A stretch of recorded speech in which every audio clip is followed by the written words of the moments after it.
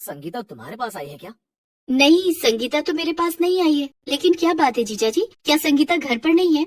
नहीं, वो और पिंकी कल रात से ही घर से गायब है। अच्छा, कहाँ गए होंगे दोनों? घर में सब ठीक तो है ना? हाँ, सब ठीक है, तुम फिक्र मत करो। संगीता अपनी बहन सेजल के घर पर भी नहीं थी। अशोक अपने सभी रिश्तेदारों को बारी बारी से फोन करके संगीता के बारे में पूछ रहा था, लेकिन संगीता कहीं नहीं मिली। दरअसल संगीता अपने पति अशोक और सास विमला के जुल्मों से तंग आकर घर से भाग गई थी। एक दिन पहले की ही बात है। अरे करमचली, तूने अभी तक घर में पोछा नहीं लगाया? दिन के 10 बज चुके हैं। लेकिन माँ जी, आप तो जानती हैं कि मेरा 9वां महीना चल रहा है। इस हालत में पोछा लगाऊं भी तो कैसे? बड़ी आई महारानी, तेरे बाप ने दहेज में बड़े नौकर चाकर भेजे हैं तेरे साथ। सुन, पहली बार तो तूने बेटी जना था, लेकिन इस बार मुझे बेटा ही चाहिए, नहीं तो अपने मायके चली जाना, समझी?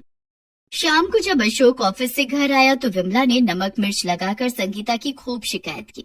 संगीता, तेरी इतनी मजाल, तूने मेरी माँ के साथ बदतमीजी की, अभी मजा चखाता हूँ तुझे। अशोक ने मोटे डंडे से संगीता की खूब पिटाई की। बेचारी संगीता रोती रही, लेकिन ना तो विमला को उस पर दया आई और ना ही अशोक को। ये पहली बार नहीं हो रहा था। संगीता के साथ आए दिन यही होता था। पिटाई के बाद पिंकी रोती हुई संगीता के पास आई। माँ, पापा बहुत गंदे हैं, मैं पापा से कभी बात नहीं करूंगी। नहीं पिंकी, ऐसा नहीं कहते। संगीता ने रोते हुए पिंकी को गले लगा लिया। पिंकी, अब हम इस जगह पर 1 मिनट भी नहीं रहेंगे। लेकिन माँ, बाहर इतनी ठंड है, हम लोग कहाँ जाएंगे? पता नहीं, लेकिन जहाँ भी जाएंगे यहाँ से तो खुश ही रहेंगे। संगीता और पिंकी के साथ घर में नौकरों जैसा बर्ताव किया जाता था। दिसंबर की बर्फ जैसी ठंड में भी उनके पास पहनने के लिए गर्म कपड़े नहीं थे। लेकिन संगीता ने सोच लिया था कि वो अब यहाँ नहीं रहेगी। उस रात जब अशोक और विमला खाना खाकर सो गए, तब संगीता पिंकी को लेकर घर से भाग गई। वो दोनों पैदल चलते हुए रेलवे स्टेशन आ गए। दूसरी सुबह। न जाने कहाँ चली गई दोनों। अरे जाएगी कहाँ? संगीता का तो 9वां महीना चल रहा है, यहीं कहीं होगी आसपास, थोड़ी देर में आ जाएगी। लेकिन शाम तक संगीता और पिंकी का कुछ पता नहीं चला। आए हाय, न जाने कहाँ चली गई करम चली। अब घर का काम कौन करेगा? सारे बर्तन जूठे पड़े हैं। तुम्हें घर के काम की पड़ी है, मुझे डर है कि कहीं उसके माँ बाप उसे ढूंढते हुए यहाँ ना आ जाए। अरे आने दो, कह देंगे यार के साथ भाग गई। इधर संगीता 5 साल की पिंकी को लेकर ट्रेन में बैठ गई। दोनों ठंड के मारे कांप रहे थे। ट्रेन के चलते ही खिड़की से ठंडी हवा ट्रेन के अंदर आने लगी। दोनों माँ बेटी ठंड से बचने के लिए अपने हाथ पैर मोड़कर सिकुड़ कर बैठ गए। माँ, मुझे बहुत ठंड लग रही है, ये ट्रेन कब रुकेगी? पिंकी बेटा, थोड़ी देर की बात है, ट्रेन रुक जाएगी, तो मेरी साड़ी का आंचल ओढ़ ले। संगीता पिंकी को अपनी साड़ी के आंचल से ढक देती है। धीरे धीरे ट्रेन की रफ्तार और तेज हो जाती है। पिंकी ठंड के मारे रोने लगती है। इधर संगीता के पेट में बहुत तेज दर्द होने लगता है। वो दर्द के मारे चीखने लगती है।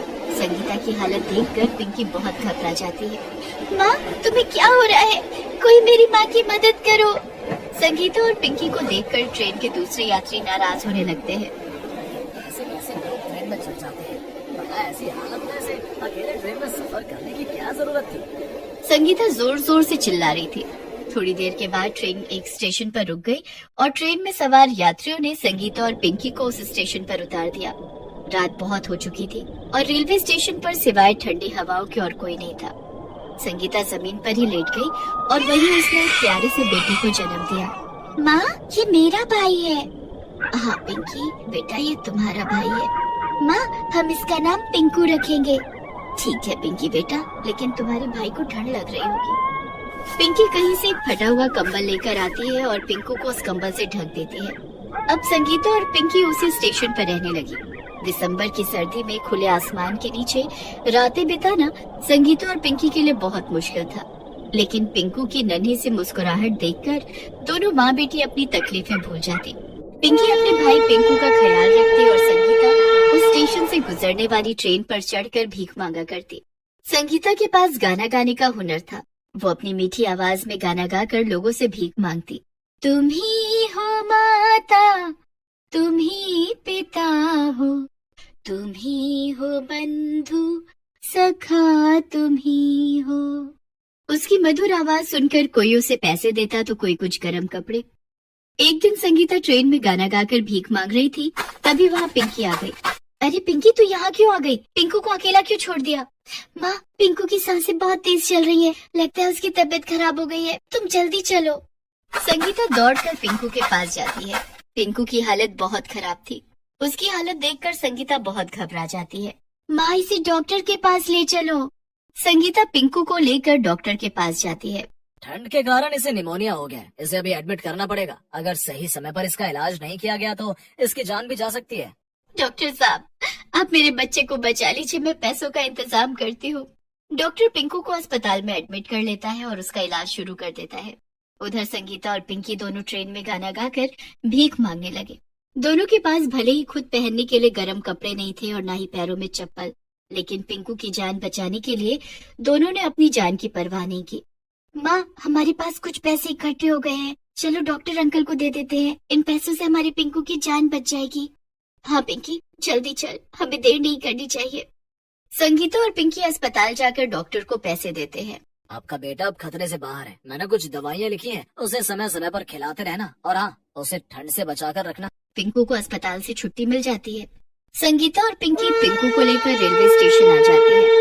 माँ, हम पिंकू को ठंड से कैसे बचाएंगे? हमारे पास तो रहने के लिए घर भी नहीं है और न ही पिंकू को पहनाने के लिए स्वेटर। रेलवे स्टेशन पर तो कितनी ठंड लगती है। हमारी पिंकू को फिर कुछ हो गया तो हम क्या करेंगे? नहीं पिंकी, हमारी पिंकू को कुछ नहीं होगा, मैं कुछ इंतजाम करती हूँ। संगीता और पिंकी रेलवे स्टेशन के एक कोने में बैठकर बात कर रहे थे कि तभी एक ट्रेन स्टेशन से खुलने वाली थी कि अचानक वो ट्रेन रुक गई और वहाँ पर लोगों की भीड़ लग गई। माँ देखो, वहाँ कितनी भीड़ लगी है, ना जाने क्या हुआ होगा। माँ, तुम पिंकू के पास यहीं बैठो, मैं देख कर आती हूँ। पिंकी ने वहाँ जाकर देखा तो एक आदमी घायल हालत में बेहोश पड़ा था और उसके आसपास खड़े लोग आपस में बातें कर रहे थे। अरे भाई, इसे तो जल्दी अस्पताल लेकर जाना पड़ेगा, इसका तो एक पैर ही कट गया है। अरे वो तो अच्छा हुआ कि मैंने ट्रेन की चेन खींच दी, नहीं तो आज इसकी जान ही चली जाती। पिंकी ने जब गौर से उसका चेहरा देखा तो वो उसे पहचान गई और दौड़कर संगीता के पास आई। माँ, जल्दी चलो, वहाँ पर पापा का एक्सीडेंट हो गया है और वो बेहोश पड़े हुए हैं। संगीता दौड़ी दौड़ी वहाँ जाती है। संगीता ने देखा कि अशोक फोन से लथपथ जमीन पर पड़ा हुआ था, लेकिन कोई भी उसकी मदद के लिए आगे नहीं आ रहा था। पिंकी बेटा, पापा को जल्दी से अस्पताल लेकर जाना होगा। मैं पापा को अस्पताल लेकर जाती हूँ, तू यहाँ पिंकू का ध्यान रखना। ठीक है माँ। संगीता कुछ लोगों की मदद से एक ऑटो रिक्शा पर अशोक को बिठाकर अस्पताल ले गई। इधर पिंकी ने पिंकू को गोद में लेकर ट्रेन में भीख मांगना शुरू कर दिया।